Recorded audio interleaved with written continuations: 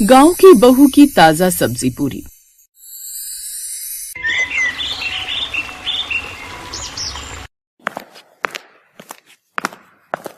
वाह वाह, ये उर्मिला के घर से खाने की कितनी अच्छी खुशबू आती है। इसकी बहू तो लाजवाब खाना बनाती होगी। मैं तो खुद को रोक ही नहीं पाती इसकी खुशबू सूंघने से। वाह वाह वाह वाह, क्या नसीब है इस उर्मिला के भी। क्या लाजवाब खाना खाने को मिलता होगा इसको। मैंने भी अपने विराट को कितना कहा था कि गांव की लड़की से ब्याह कर ले, कम से कम खाना तो अच्छा खाने को मिलता, लेकिन नहीं, ले आया सहरी बहू। अब जैसी मर्जी कच्चा पक्का पकाकर बैग उठाकर चल पड़ती है ऑफिस। अरे तो क्या हो गया माया जी, अब हर लड़की अलग अलग होती है ना, और बड़े बेटे की दुल्हन गांव से नहीं आ पाई तो कोई बात नहीं, शहरी बहू ले आना। हाँ, ये तो आप ठीक कह रहे हो जी। मैं उर्मिला से ही बात करती हूँ, क्या पता उसी की नजर में कोई अच्छी लड़की हो। हाँ, लेकिन पहले तुम इस बारे में बाकी सब परिवार वालों की मर्जी भी तो जान लो। ठीक है, शाम को जब सब ऑफिस से घर आ जाएंगे तो मैं सबसे इस बारे में बात करूंगी। फिर शाम को उसके दोनों बेटे और बड़ी बहू ऑफिस से घर आते हैं। देखो, तुम सब तो अपने अपने काम पर निकल जाते हो, और तुम्हारे पापा भी प्रॉपर्टी डीलर के काम के लिए यहाँ वहाँ रहते हैं, और बची मैं सारा दिन घर में बोर हो जाती हूँ, और बड़ी बहू ठहरी नौकरी वाली। तो अब मेरे लिए छोटी बहू ले आओ जो गांव की हो, अच्छा खाना भी बनाना जानती हो, और बढ़िया से बढ़िया पकवान भी मुझे बनाकर खिला सके। माँ, शादी अंकुर को करनी है तो मुझसे पूछ लो, अगर उसे कोई एतराज नहीं है तो फिर मुझे भी नहीं है। तो बता अंकुर बेटा, तेरी क्या मर्जी है। माँ, जो आपको सही लगे। ये हुई ना बात, फिर मैं जल्द से जल्द तेरे लिए गांव की कोई लड़की ढूंढती हूँ। अच्छा बड़ी बहू, आज सब्जी वाला भी नहीं आया था, इसलिए मैं सब्जी भी नहीं ले पाई। कोई बात नहीं मम्मी जी, मैं अभी विराट के साथ मॉल जाकर सब्जियां ले आती हूँ। अब माहिरा विराट के साथ जाकर मॉल से महंगी सब्जियां ले आती है। फिर अगले दिन छुट्टी थी तो माहिरा ही सब्जी बनाती है, लेकिन जब वो सब्जी बना देती है तो उसकी सास आकर उससे कहती है, सब्जियां तो बन गई लेकिन फिर भी उनमें वो खुशबू नहीं आ रही है जो उर्मिला की बहू की सब्जियों में आती है। ना जाने कौन से मसाले डालती है वो। फिर शाम को उर्मिला उनके घर आती है। एक गांव की लड़की तो है मेरी नजर में, गांव से मेरे भाई का फोन आया था, उसी के गांव की है कोई लड़की, तू कहे तो मैं उससे बात करूं। अरे हाँ हाँ, नेकी और पूछ पूछ, तू तो आज ही बात आगे बढ़ा। बस फिर क्या था, उर्मिला ने बात आगे बढ़ाई और कुछ समय बाद राखी नाम की लड़की से प्राग की शादी हो गई। फिर शादी के अगले दिन, राखी ये रही मिक्सी, इसमें मसाला पीस लेना, और ये रही सब्जी से बना लेना। ये क्या है दीदी, पैकेट वाली सब्जी? हाँ, ये मैं सुपर मॉल से लाई हूँ। कमाल है, हमारे गांव में तो सब्जी खेत से मिलती थी और शहर में सब्जियां भी मॉल से मिलती हैं। अरे ये मैं मॉल से लेकर आई हूँ और मैं ही जानती हूँ कि कितनी महंगी है, चलो अब जल्दी से सब्जी बना दो। ऐसा कहकर माहिरा रसोई से बाहर चली जाती है। फिर राखी मिक्सी की जगह सिलबट्टे का इस्तेमाल करती है और उसमें सभी मसाले बनाकर खाना बनाती है, जिससे उनकी रसोई में भी मसालों की अच्छी खुशबू फैल जाती है। कुछ देर बाद वो सबको खाना परोसती है। वाह भाई, खाना तो बड़ा अच्छा बना है। माहिरा तुमसे अच्छा खाना बना लेती है तुम्हारी देवरानी। हाँ भाई, खाने में से आज अच्छी खुशबू आ रही है। हाँ, मुझे भी आज खाना अच्छा लगा। सभी राखी के बनाए हुए खाने की तारीफ करते हैं, लेकिन राखी को तो उस खाने में कोई स्वाद ही नहीं आता। सबको ये खाना अच्छा लग रहा है, लेकिन इसमें तो कोई स्वाद ही नहीं। ये शहर के मॉल की सब्जी भी एकदम बेकार ही बनी है, मुझे इसमें तो कोई स्वाद नहीं आता। ये सब उस मॉल की बासी और पैक्ड सब्जी की वजह से हुआ है। जैसे तैसे मन मारकर वो खाना खाती है। ऐसे कुछ दिन बीतते हैं। अब राखी घर पर अपनी सास के साथ ही रहती। राखी ने अब घर की सारी जिम्मेदारी संभाल ली थी। एक रोज जब राखी छत पर से कपड़े सुखाने जाती है, तब उर्मिला की बड़ी बहू रूपा उसे देखती है। रूपा दीदी कैसी हो, पड़ोस में रहती हो फिर भी काफी दिनों बाद दिखी हो। मैं ठीक हूँ राखी, वो तो घर के कामों में उलझी रहती हूँ और छत पर ज्यादा आना नहीं होता। वो तो आज पौधों को पानी देने आ गई तो तुमसे मिल ली। वैसे आपके यहाँ से खाने की बड़ी अच्छी खुशबू आ रही है, आखिर ऐसा क्या बन रहा है? धनिया पुदीने की चटनी, सरसों की रोटी और मक्के का साग बनाए, तुम कहो तो थोड़ा तुम्हारे लिए भी भिजवा दूं। अरे वाह दीदी, जरूर, ये तो मेरा फेवरेट है। ठीक है, मैं अभी भिजवाती हूँ। कुछ देर बाद रूपा उनके घर खाना भिजवाती है। वो खाना खाकर राखी को अपने गांव की याद आ जाती है। वाह कितनी अच्छी खुशबू आ रही है, ऐसा लग ही नहीं रहा कि मैं शहर की सब्जी खा रही हूँ। ऐसे कुछ दिन बीत जाते हैं। एक रोज राखी को रूपा मार्केट में मिलती है। रूपा दीदी, आपने जो उस दिन चटनी और सब्जी भिजवाई थी उसे खाकर ना दिल खुश हो गया था, लेकिन एक बात बताओ, मैं भी चटनी बनाती हूँ लेकिन उसमें ऐसा स्वाद नहीं है और स्वाद अच्छा है इसीलिए तो मैं इलेक्ट्रॉनिक मिक्सी का भी इस्तेमाल नहीं करती, बल्कि सिलबट्टे पर मसाला बनाती हूँ। अरे, सिलबट्टे और मिक्सी की चटनी के साथ साथ ना ताजा सब्जियों का भी फर्क होता है।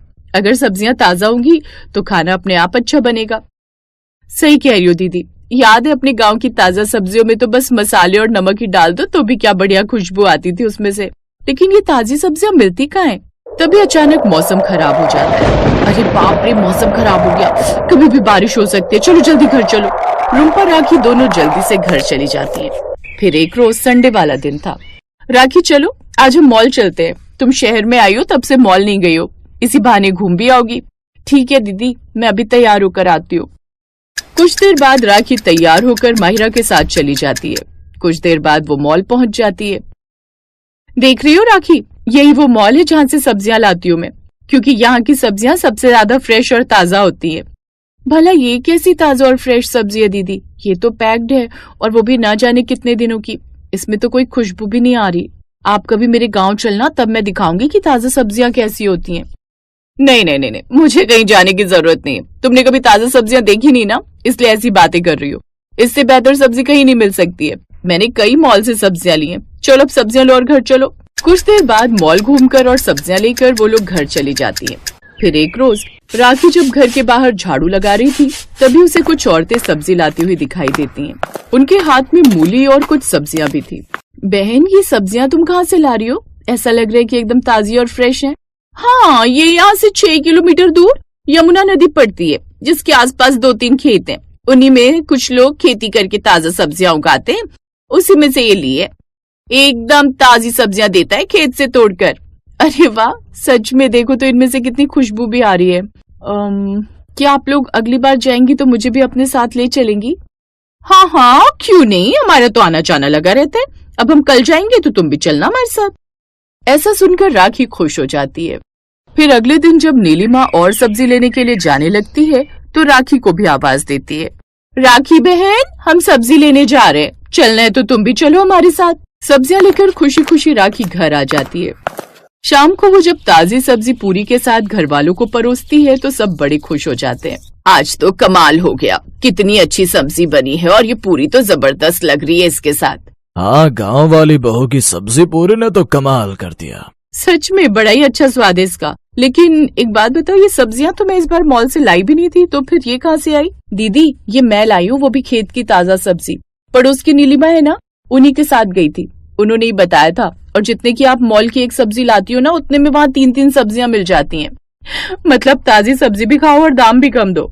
हाँ दीदी, और माँ जी आपको पता है, मुझे पता चला है कि पड़ोस की रुम्पा दीदी भी वहीं से सब्जी लाती हैं।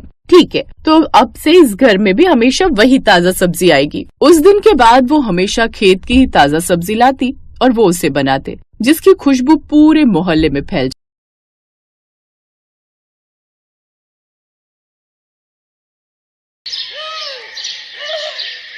रोशनी एक गरीब परिवार से थी, जिसके पिता मेहनत मजदूरी करके घर चलाते थे। उसके परिवार में उसकी माँ और उसके बाबा थे। रोशनी गांव के ही सरकारी स्कूल में तीसरी में पढ़ती थी। एक रोज जब वो अपने स्कूल में लंच करने बैठी हुई थी तो उसने अपना टिफिन खोला, जिसमें 2 सूखी रोटी रखी हुई थी, साथ में थोड़ा सा नमक रखा हुआ था। ना तो उसके साथ अचार था और ना ही कोई सब्जी। ये देख रोशनी उदास हो गई। क्या यार, आज फिर सूखी रोटी। ये नमक के साथ रोटी खाकर तो मैं तंग आ चुकी हूँ। तभी रोशनी की सहेली काजल उसके पास आई। ए रोशनी, ये ले कुरकुरे खाएगी? कुरकुरे? ये कैसे होते हैं?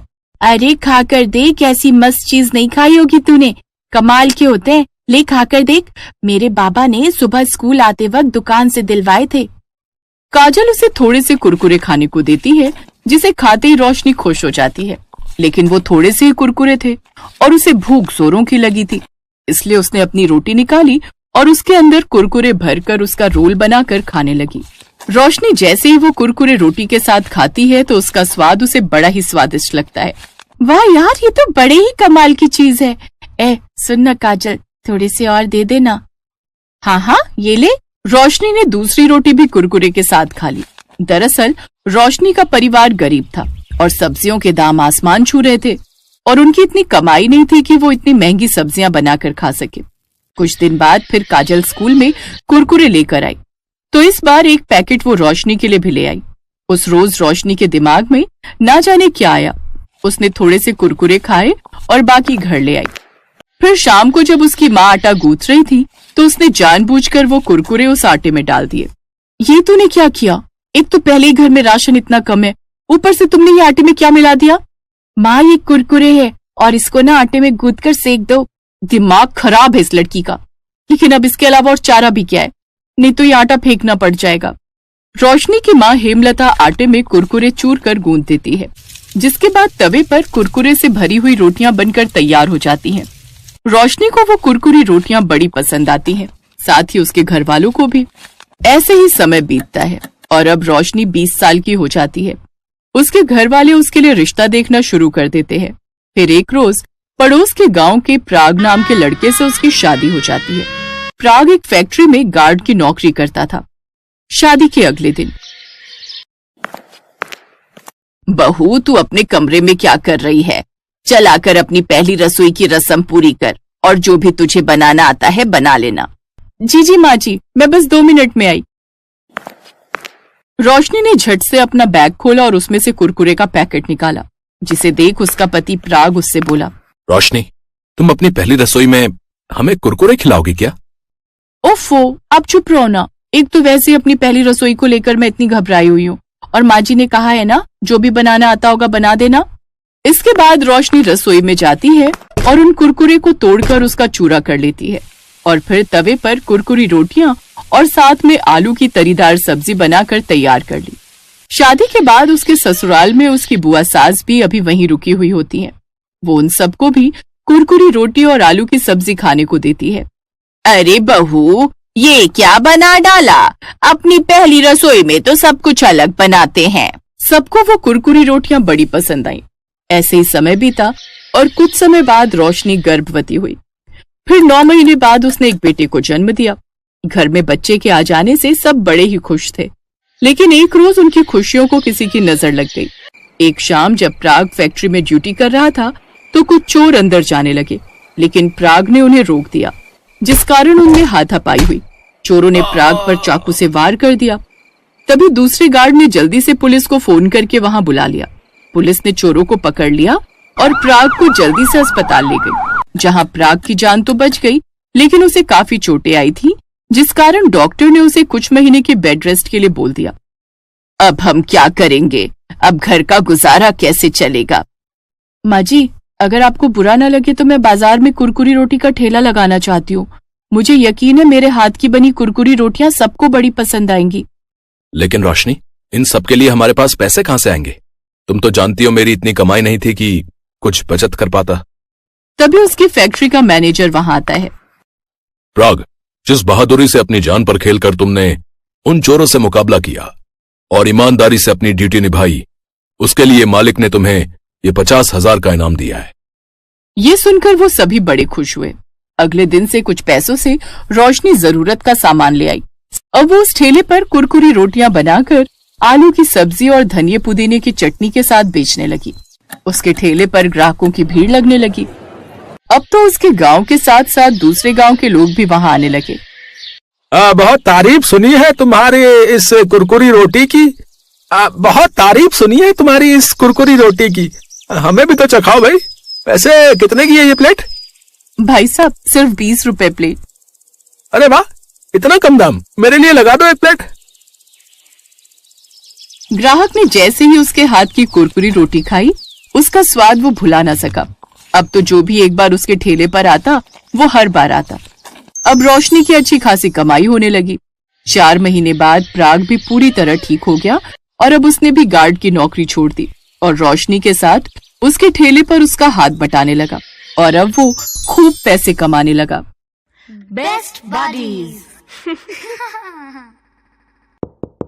Hello friends, thanks for watching this video.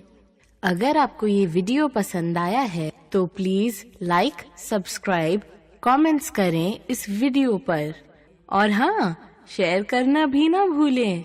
और भी मजेदार वीडियो देखने के लिए नीचे दिए गए बेल आइकॉन को दबाएं। देखते रहिए बेस्ट बडीज। है।